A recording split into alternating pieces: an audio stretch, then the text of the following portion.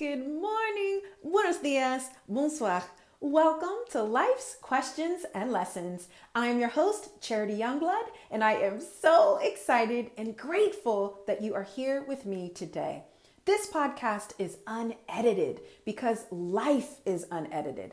As always, we'll get started with a question and whatever activity you engage in to explore your thoughts, emotions, and beliefs, please feel free to do. So today's first question is, am I setting myself up for failure? Am I setting myself up for failure? So I was recently in a workshop and one of the attendees was talking about working out. And, this is a wellness podcast. So we're really dealing with our self-discovery journey. And one of the biggest pieces of that is really taking time to figure out, what we want for our health, what we want for our body, aesthetically, emotionally, etc. But this particular topic always comes up. So I said, you know what, we got to bring this to the podcast. Got to make it happen. So she says, one thing that I really want to do starting this week is I want to start working out 5 days. I've never been able to work out 5 days a week. And so this week I'm going to work out 5 days a week. Give you another example. I can't remember what workshop it was in, but there was another lady talking about that. She really wanted to read more. And she said, all right, I'm going to read one book a month every month for this next year. I haven't, been able to read more than a 2-paragraph article over the past few years, but I'm going to do it. I'm going to read a book a month every day this year.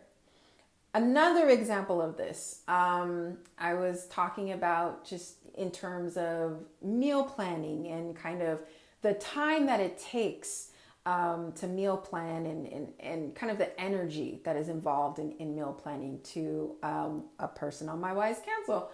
And the first thing she said was, you know what? I really want to start getting started with meal planning. I'm going to plan every single meal this week. I eat 3 to 4 times a day. So I'm going to plan it out. I'm going to look at the recipes and okay. So I'm going to stop. As you listen to what I'm saying, I really hope you heard and you can see how crazy that sounds. I really don't know where it came from. I honestly think it's like one of those societal narratives that we need to change of, I don't do this currently, and here's what I want to do, and here's what I've been told success looks like. So I'm going to go ahead and just do this overnight. 0 to 60, let's go. And my challenge here is, here we go. If you can do that and you're the type of person that can go 0 to 60, first of all, good for you because you know who you are and you know the type of person you are.